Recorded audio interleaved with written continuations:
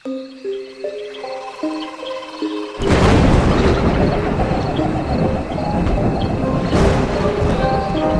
बाप रे, ये मैं कहाँ फंस गया। यहाँ जरूर कोई भूत है जो मुझे मारना चाहती है, मगर मैं इतनी बारिश में कहाँ जाऊँगा। गुप्ता जी और बाबा का भी कुछ पता नहीं चल रहा है।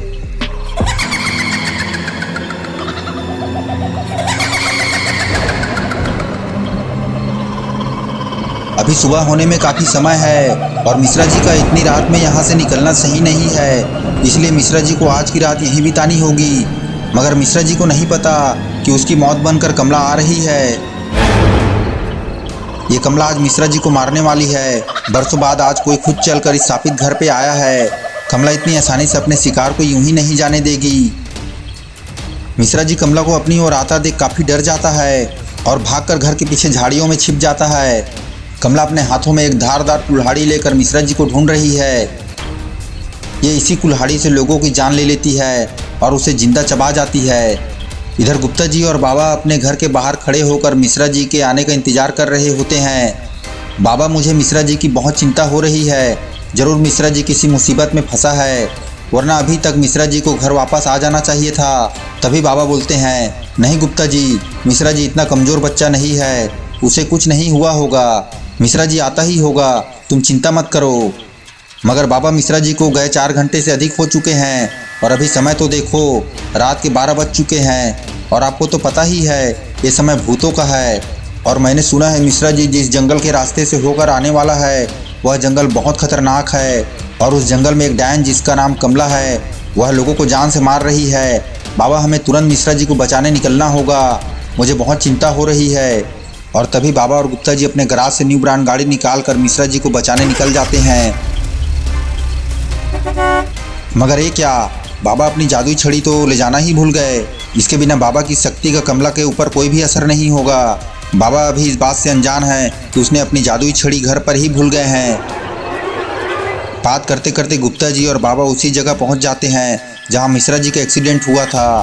तभी मिश्रा जी बोलता है, बाबा ये तो मिश्रा जी की गाड़ी है। मैं जानता था मिश्रा जी जरूर किसी मुसीबत में फंसा हुआ है, मगर मिश्रा जी कहीं दिखाई नहीं दे रहे। तभी बाबा को झाड़ियों के पीछे मिश्रा जी का मोबाइल फ़ोन मिलता है जो बंद हालत में है। दोनों मिश्रा जी की लाश को झाड़ियों के पीछे ढूंढने की कोशिश करते हैं, मगर कोई फायदा नहीं होता।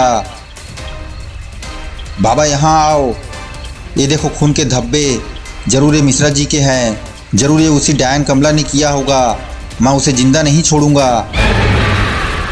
बाबा और मिश्रा जी उस खून के धब्बे का निशान का पीछा करते करते जंगल के अंदर जाने लगते हैं। रात काफ़ी हो चुकी थी और तेज बारिश के साथ बिजली भी कड़क रही थी। दोनों जंगल के काफ़ी अंदर आ गए थे। तभी सामने एक खंडहर दिखाई देता है।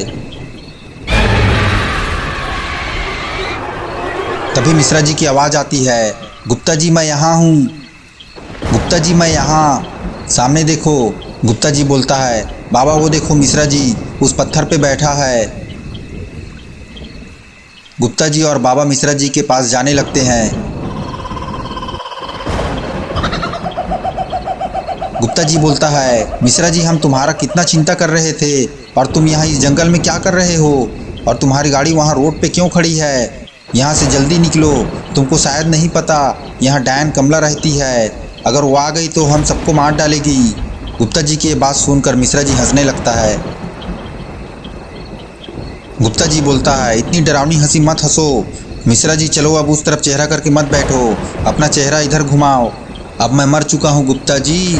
गुप्ता जी बोलता है, क्या बोल रहे हो मिश्रा जी, तुम तो मेरे सामने जिंदा हो, ये मजाक करने का समय नहीं है, चलो यहाँ से।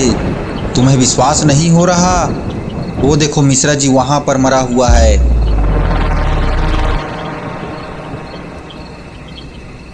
और जब गुप्ता जी और बाबा झाड़ियों के पीछे देखते हैं तो मिश्रा जी पूरी तरह से खून से लथपथ है। ये देखकर गुप्ता जी और बाबा के तो होश ही उड़ जाते हैं। और तभी गुप्ता जी बोलता है, अगर मिश्रा जी यहाँ मरा है तो वो कौन है जो हमसे बात कर रहा था। और जब गुप्ता जी और बाबा पलट कर देखते हैं तो सामने कमला खड़ी होती है।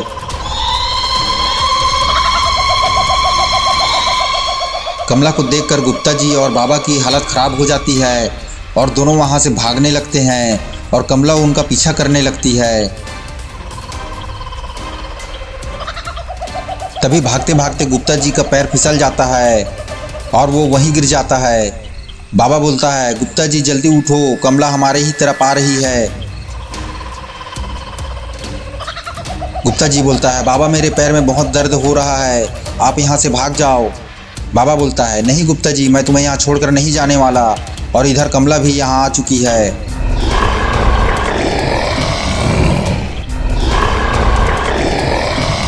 कमला गुप्ता जी को ही घूरे जा रही थी। नहीं नहीं, मुझे मत मारो। तभी कमला गुप्ता जी पर हमला कर देती है। कमला अपने नुकीले दांत और नाखून से गुप्ता जी को नोचे जा रही थी और तभी बाबा एक लात कमला को मारती है। कमला जिससे दूर जाकर फेंका जाती है। बाबा बोलता है, गुप्ता जी अब यहाँ से जल्दी भागो, वरना हम भी इस कमला के हाथों मारे जाएंगे। गुप्ता जी जैसे तैसे वहाँ से भागने की कोशिश करता है, मगर गुप्ता जी को चोट लगने के कारण तेजी से दौड़ नहीं सकता। फिर भी दोनों भागते भागते अपनी गाड़ी के पास आ जाते हैं। इधर कमला फिर से उठकर खड़ी हो चुकी है। कमला इतनी आसानी से अपने शिकार को यहाँ से जाने नहीं देगी और कमला गुप्ता जी और बाबा का पीछा करने लगती है।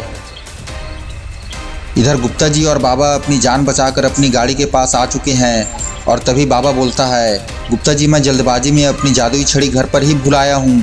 इस वक्त कमला पे हमला करना मुमकिन नहीं है, हमें यहाँ से निकलना होगा। तभी गुप्ता जी बोलता है, बाबा लगता है आप बूढ़े हो चुके हो, आपको भी भूलने की आदत हो चुकी है। दोनों आपस में बात कर ही रहे थे, तभी कमला पीछे से उनके पास पहुंच जाती है। बाबा कुछ करो, ये कमला तो दिखने में जितना खतरनाक है उतना ही खतरनाक इसका दांत है। इसने मिश्रा जी को तो पहले ही मार डाला है और अब हमको मारने वाली है, जल्दी कुछ करो। देखो कमला, अगर तुम हमें यहाँ से जाने दोगी तो हम तुम्हें कल पिज़्ज़ा खिलाएंगे। वैसे भी कल गुप्ता जी के घर बर्थडे पार्टी है, अगर तुम भी इस पार्टी में आना चाहो तो आ सकते हो। इस पार्टी में हमने पिज़्ज़ा और बर्गर का पूरा इंतजाम कर रखा है।